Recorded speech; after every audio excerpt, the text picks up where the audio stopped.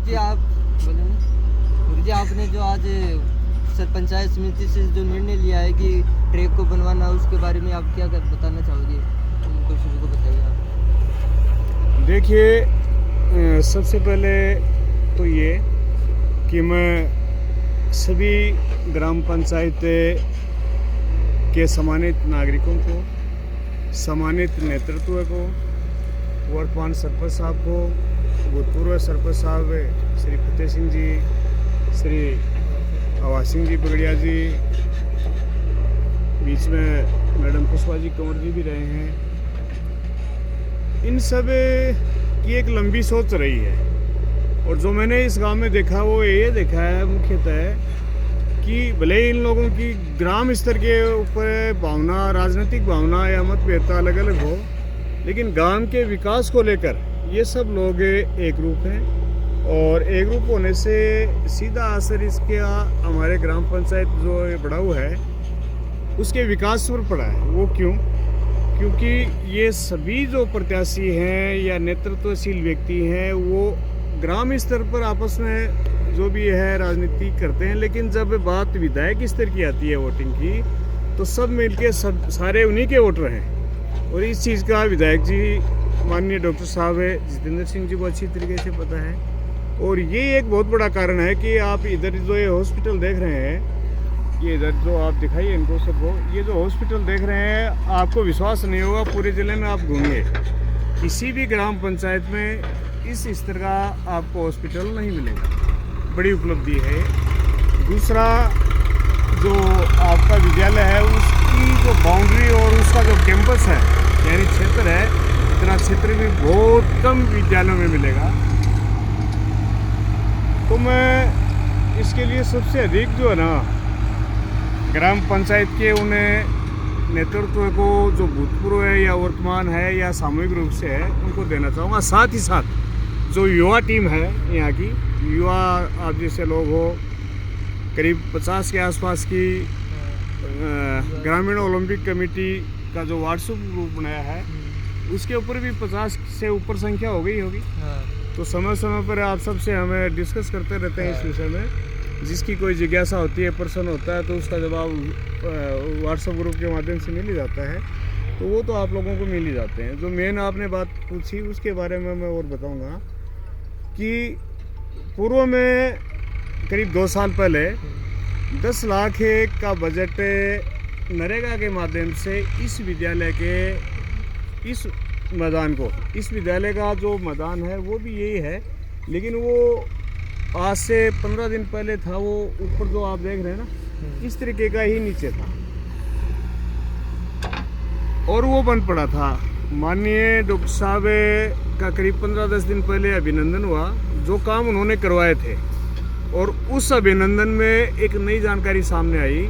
उन्होंने जो 1 करोड़ की घोषणा की कि इस खेल मैदान को डेवलप करने के लिए, अच्छा स्टेडियम बनाने के लिए जिले और खेतरी ब्लॉक में सबसे अच्छा श्रेष्ठ उदाहरण देने के रूप में, तो 1 करोड़ की जो घोषणा की है भविष्य के लिए, निश्चित तौर पर 1 करोड़ की घोषणा 2.5 साल का जो कार्यकाल रहा है उसमें हो सकता है कि वो ब्रेकों में, टुकड़ों में आए वो बजट, लेकिन निश्चित तौर पर आएगा जरूर।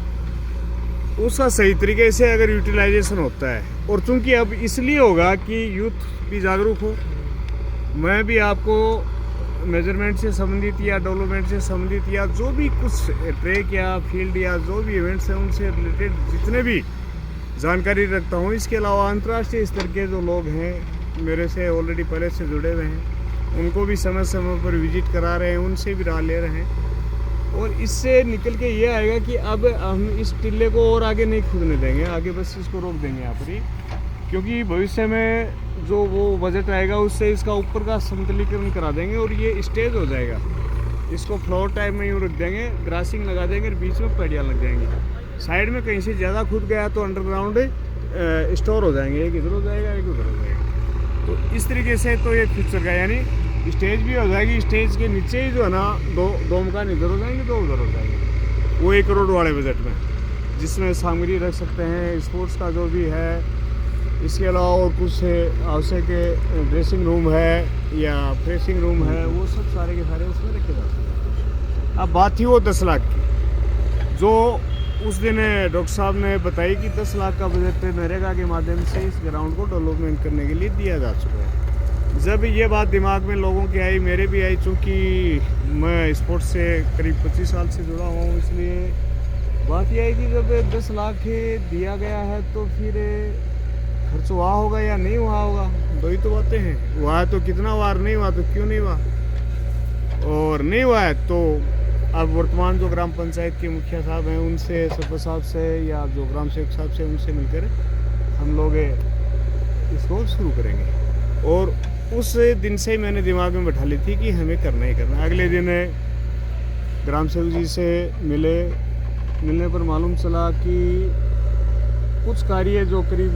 3,07,000 के आसपास का पूर्व में नरेगा के जो श्रमिक लगाए गए थे, उनके माध्यम से वो घास वास या जो भी क्या होगा वो कर दिया, और उनका जो भी मानदेय बन रहा था नियमानुसार वो उसमें जमा हो गया। अब चूँकि 2 साल पहले क्या हुआ, कितना हुआ, किस स्तर पर हुआ, किन लेबर्स का हुआ, तो इन चीज़ों की तो मैं ज़्यादा प्रत्यक्ष या गवाही नहीं दे पाऊँगा। और जहाँ तक है जो भी हुआ, मैं तो ये सोचता हूँ कि जो हुआ ठीक हुआ, जो होगा वो भी ठीक होगा, जो होगा वो और अच्छा होगा, ये मैं आश्वस्त कर सकता हूँ।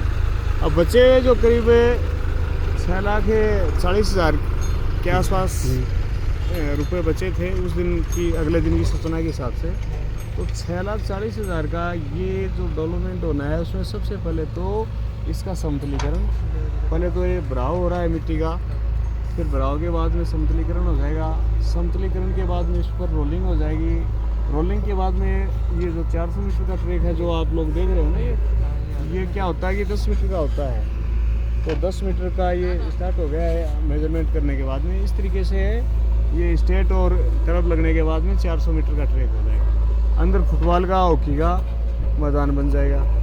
भविष्य में अंदर की जो ये मिट्टी है, इस मिट्टी के ऊपर घास लगा देंगे, और जो बोरिंग कुआ है उससे उसकी कनेक्टिविटी करके फुहारे लगा देंगे, जिससे क्रिकेट खेलते हैं या फुटबॉल खेलते हैं, कुछ भी खेलते हैं, तो जो खेलने वाला जो है वो बॉल की स्पीड आ जाएगी, एक्यूरेसी आ जाएगी।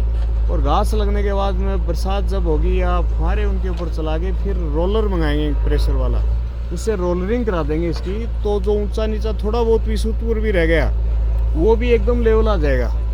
तो ये इस तरीके से करने से हमारा ये मैदान कम से कम स्टेट लेवल का हो जाएगा। और कहीं कहीं तो कुछ प्रतियोगिताएं जो जूनियर स्टेज की लेवल पर होती हैं, नेशनल स्तर की होती हैं, वो उनके पास भी इस तरीके की सुविधाएं नहीं होती हैं। वो सुविधाएं आप यहाँ पड़ाव के अंदर रखेंगे, ठीक है।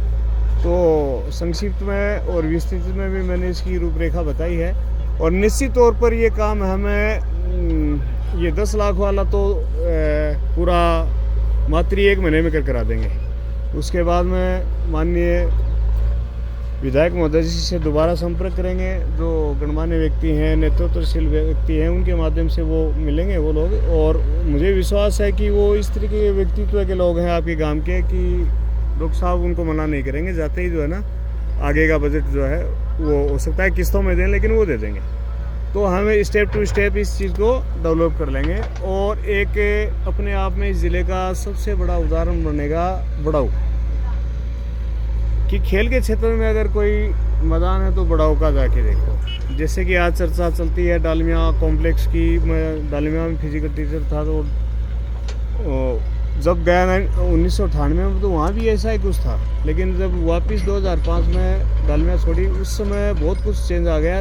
अब आप लोगों में से कभी कोई चिढ़ा हो जाए जैसे, तो आप देख सकते हैं कि सड़क के दाएं साइड में वो डालमिया स्पोर्ट्स कॉम्प्लेक्स है, ठीक है।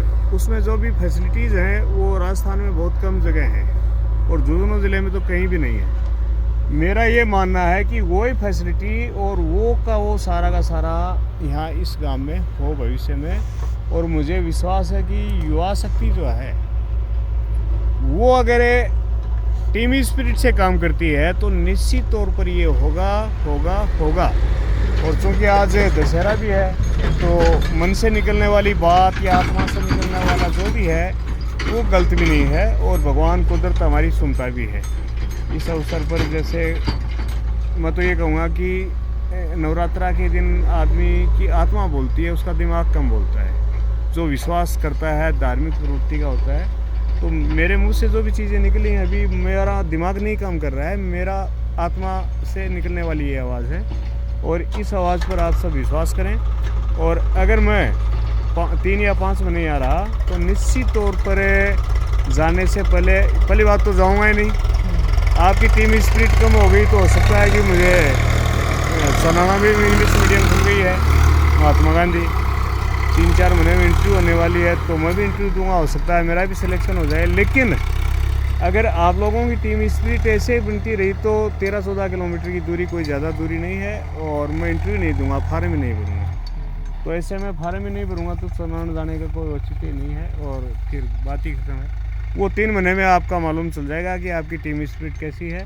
बाकी जो ऊपर का नेतृत्व है वो काफ़ी पॉजिटिव है। आप में से भी 10-12 जो युवा हैं वो बहुत ही पॉजिटिव हैं। 24 घंटे योगेंद्र शेखावत है, आप हो, ये भाई हैं, अब आप तीनों को बुलाया बिना बुलाए हो, अब एक फ़ोन आप करो या ये करें तो 50 लोग आ जाएंगे, तुरंत आ जाएंगे। आवश्यकता के अनुसार 60 आ जाएंगे, 70 आ जाएंगे। तो ये एक अच्छी बात है कि आवश्यकता के अनुसार आप यहाँ लोगों को बुला रहे हो, बच्चों को बुला रहे हो। और मैं क्या कर रहा हूँ मैं अपने मुंह से नहीं बताऊँगा, वो आप स्वयं ही देख रहे हो। तो और मैं कुछ नहीं कर सकता, ये कुदरत की ही देन है कि जो कोई क्षमता दी है उस क्षमता को मैं दोहरा रहा हूँ बस। बाकी मैं अपने आप में कुछ नहीं हूँ, जो कुछ भी हूँ वो कुदरती की दी हुई जो देन है उसके ऊपर हूँ। और कभी दूसरी बार जब आप वीडियो बनाएंगे और कुछ प्रश्नों को लेकर तो उनमें विस्तृत चर्चा करेंगे। सभी को नमस्कार, जय हिंद, जय भारत।